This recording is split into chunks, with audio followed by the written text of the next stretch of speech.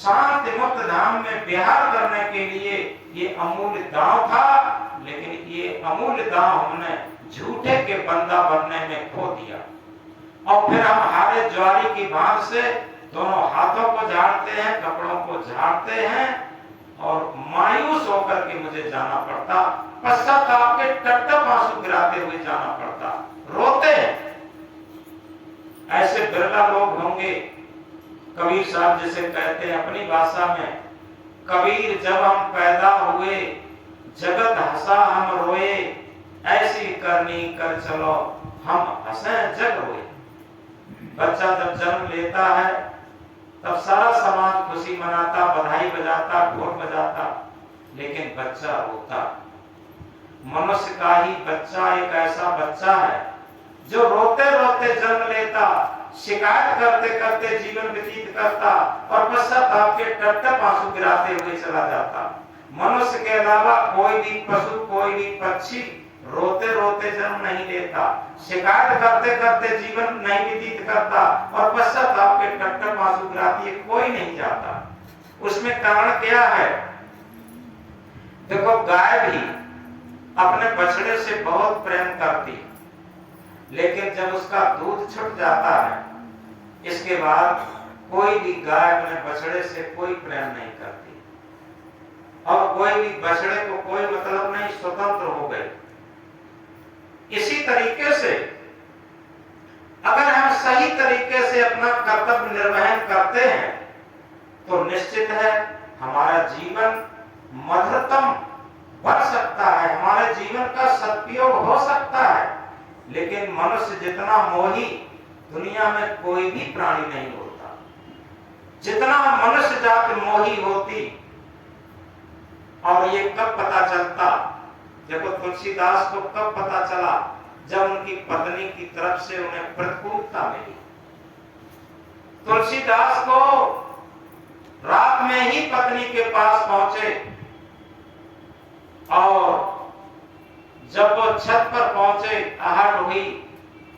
उनकी पत्नी ने कहा, कौन? तुलसीदास ने कहा, तुम्हें प्राणों से अधिक चाहने वाला तुलसी। पत्नी जल भून गई और उसने कहा, तुम्हें शर्म नहीं आई? पीछे पीछे चले आए। रक्षाबंधन के बाद तो मैं आ ही जाती। सुबह होते होते भाई बाबस देखेंगे कि तो क्या कहेंगे, माता पिता देखेंगे तो क्या कहेंगे, सखियां सहेलियां देखेंगी तो क्या कहेंगे। अरे, जितने इस हड्डी मांस के शरीर से प्रेम करते, जितने तुम आत्मा परमात्मा से प्रेम करते तो कुछ आदमी बन लेते। तुम्हें शर्म नहीं आई? जहां इतनी बात कही, तुलसीदास के अंदर क्या हुआ? जो मोह था, राग था, आसक्ति थी, वो प्रतिकूलता से जल के राख हो गई और उसी राख पर वैराग्य का अंकुर प्रस्फुटित हो गया। जब वैराग्य का अंकुर प्रस्फुटित हो गया और तुलसीदास उसी क्षण जाने लगे। तुलसीदास जब जाने लगे, पत्नी ने कहा कि कहां जा रहे? तुलसीदास ने कहा, अब मैं जा रहा। पत्नी ने कहा कि जब प्रभात हो तब चले जाना, सवेरा हो तब चले जाना। तुलसीदास क्या कहते हैं? अब तो घोर प्रभात है, बाहर अंधेरी रात है, आधी रात है और तुलसीदास कह रहे हैं कि अब तो घोर प्रभात है। घोर प्रभात कहां हुआ? घोर प्रभात उनके अंतःकरण में हुआ, उनके दिल में हो गया। तो ये नियम होता है संसार में। सवेरा तब होता जब सूर्य निकलता है, लेकिन आध्यात्म में, धर्म भक्ति के क्षेत्र में जब आंख खुल जाए तब सवेरा होता। जब आंख खुल जाए तभी सवेरा। और कौन सी आंख खुल जाए? हमारे अंदर की आंख खुल जाए तब सवेरा, तब सुनहरा प्रभात होता। और ऐसा प्रभात होता कि उसमें कभी भी रात नहीं आती, ऐसा प्रभात होता। तो तुलसीदास के अंदर वही हुआ। तुलसीदास कह रहे हैं, अब तो घोर प्रभात है, अब मैं जा रहा। अब पत्नी के रोकने से भी नहीं रुक रहे और जा रहे हैं। और जाते जाते उनके अंदर से एक मंत्र प्रस्फुटित हुआ। क्या मंत्र प्रस्फुटित हुआ? कि अब तक नसानी अब न नसाएं। क्या नसानी? ये हमारे हीरा मोती जैसी अमूल्य श्वासें अब तक व्यर्थ में चली गई, मोह और शोक में। दुनिया में ऐसा किसी ने नहीं देखा होगा जिसे मोह हो, उसके पीछे शोक न हो।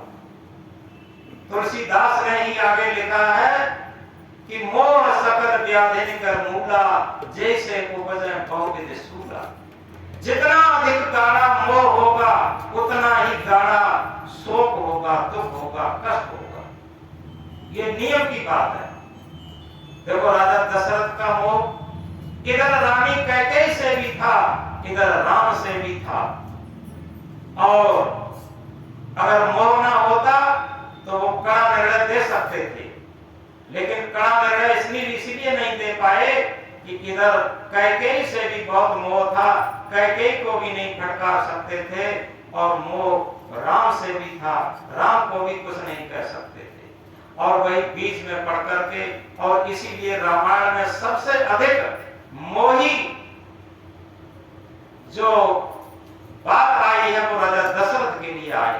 कहीं भी बात आती है तो राजा दशरथ के मोह का वर्णन जरूर होता, और उसी मोह में वो हा राम चिल्लाते चिल्लाते मर गई। तो इसलिए यथार्थ में ये सूत्र की बात है। बैराग शब्द लोग क्या सोचते हैं कि हम जैसे ड्रेस पहन के बैठ गए ये बैराग हो गया। ये ड्रेस से बैरागी नहीं होता। ये चाहे ग्रस्त हो, व्रत हो, कोई मतलब नहीं। बैराग एक बहुत अच्छी चीज है, आप समझ लीजिए। बैरागी कोई ड्रेस की बात नहीं है। बैराग ऐसा नहीं है घर गृहस्थी को छोड़ देने की बात हो। बैराग कहते हैं राग रहित स्थिति, क्योंकि वहां पर कर्तव्य निष्ठा होती है। जहां पर राग रहित निष्ठा, जहां पर राग रहित स्थिति होती है वो आदमी कर्तव्य निष्ठ होता है। आपने उदाहरण पढ़ा होगा पन्ना धाय का। जो पन्ना धाय थी जिसने उदयवीर को पाला था, जो राणा के परिवार का सबसे बड़ा शासक बनने वाला था, उदयवीर, उसे पाला था, और उसका जो चचेरा भाई था शायद या चाचा था, जिसका शायद रणवीर नाम था, ऐसा ही कुछ है, ध्यान से भूले हैं। वो राजा बन चुका था जब तक ये उदयवीर पन न जाए। उदय सिंह, राजा उदय सिंह जब तक पन न जाए तब तक उसे राजा बना दिया था, और पन्ना धाय से पाल रही थी उदय सिंह को। एक दिन उस बनवीर ने शराब पीकर के और महलों में राग रंग नाच करवाया, और शराब पीकर के नंगी तलवार लेकर के जहां उदय सिंह बेटा पन्ना धाय जहां पर पाल रही थी उसके पास जाता है मारने के लिए। पन्ना धाय समझ गई थी आज हो सकता है उदय सिंह का अंत हो जाए।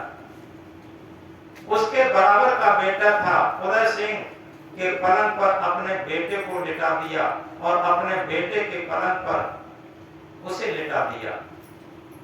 जैसे ही वो शराब में धुत जाता है, और पन्ना से बोला, कहाँ है उदय सिंह? उसने जो अपना बेटा लेटा था उधर को इशारा कर दिया कि वो राशि पलंग पर लेटा था, उसने अपने बच्चे को लिटा दिया था, और उसने तलवार से टुकड़े किए और चला आया शराब की मस्ती में अपना कांटा साफ करके। रात में भी पन्ना उस उदयवीर को लेकर के निकल गई, और वहां आंसू तक नहीं बहाई। और वही बाद में उस उदयवीर जब बड़ा हुआ उसे गद्दी मिली, और उसने पन्ना को ऐसे अपनी मां से भी ज्यादा सम्मान देकर के पाला, और वो प्रसिद्ध हुई। तो इस तरीके से यथार्थ में ये बात इसलिए है कि हम अपने बेटे के प्रति, बेटी के प्रति कर्तव्य करें। लेकिन बहुत अधिक मोह न कर। कर्तव्य करना अच्छी बात है। अभी अभी मुझे एक घटना 2-1 दिन में मिली है बाहर से। एक बेटी ने, जो 19 वर्ष की बेटी, और उसने वो कहीं दूसरे लड़के के साथ चली गई और उससे पहले अपने पिता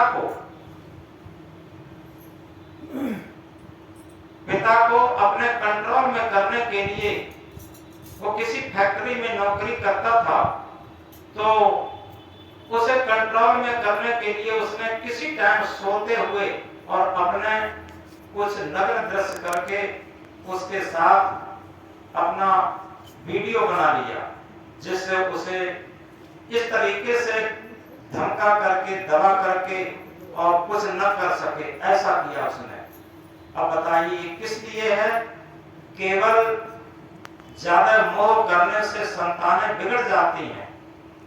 और जब तक हम अपना कर्तव्य पालन करें और कर्तव्य निष्ठा रख करके और उनसे अधिक मोह नहीं करते, तो वास्तव में वो बिगड़ेंगे नहीं, अपनी जगह पर वो भी अपना कर्तव्य समझेंगे। और इसी को कहते हैं वैराग्य स्थिति। हमें लगता क्या है कि हम जितना मोह करेंगे उतना ही वो अच्छा रहेंगे, ऐसा कुछ नहीं। इसलिए सबसे बड़ी बात ये आती है, जहां पर अंदर की आंख खुलती है विवेक और विचार की, हम ये बात समझ लें कि एक बात बड़ी महत्वपूर्ण है।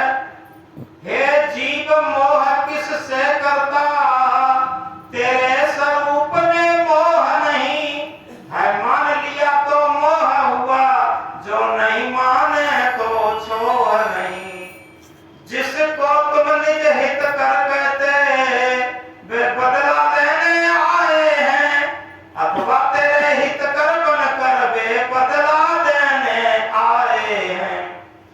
जिसको तू कहता पुत्र मेरा, वास्तव में नहीं कोई तेरा है, पहले के कर्जदार हो तुम, वो कर्ज चुकाने आया है। पहले के मानुष तन में सुख दुख तुम दुख दीना तुम, पहले के परिवार जो नहीं सहायक आज, तो क्या तू है समझता आज के देंगे काज। जिन परिवार के मोह में पालन पोषण हेत, करत रहत शुभ अशुभ नर नेक करत नहीं चेत। आखिर में छुट जाएंगे जिन्हित निस दिन दौर, छल हिंसा यर घात कर हरत पराए कौर। यथार्थ में जिस अपने परिवार को समुन्नत उन्नत की चरम चोटी पर पहुंचाने के लिए रात दिन हम काली कमाई करके अपने सारे संस्कारों को बिगाड़ करके और उन्हें बहुत हाईएस्ट चोटी पर पहुंचाना चाहते हैं, और वही हमारा जब बुढ़ापा आता है तब हमें निग्लेक्ट कर देते। कारण क्या है? उसी मोह का परिणाम आ रहा है अपने आप। तो इसलिए उस समय जो अपने संस्कार बिगाड़ करके जिन्हें पाला पोसा था वो भी साथ जो छोड़ देते हैं, और उस समय हमारे वही काली करतूत के काले संस्कार मेरे सामने आते हैं, तो हमें केवल पश्चाताप के आंसुओं से रोना पड़ता है, और ऐसे ही हमारे इस जीवन का अंत होता है। तो इसलिए कबीर साहब जगाते हुए कहते हैं कि साँचे से भागा फिरे झूठे का बंदा, कहे कबीर कासों पहुंच सकलो जग अंधा। यथार्थ में हम अगर समझें कि 80 वर्ष के जीवन में हम पूरे जीवन एक बहाना बनाते रहे कि हमें भजन के लिए समय नहीं है, सत्संग के लिए समय नहीं है, सदग्रंथ अध्ययन के लिए समय नहीं है, हमें खाने के लिए समय है, टट्टी पेशाब के लिए समय है, सोने के लिए समय है, और संसार के सारे कार्य करने के लिए समय है, लेकिन किसके लिए समय नहीं है? जो हमारे अंदर जो सत्य आत्मा है, सत्य आत्मा को समझने के लिए और सत्य आत्मा में स्थित होने के लिए हमारे पास समय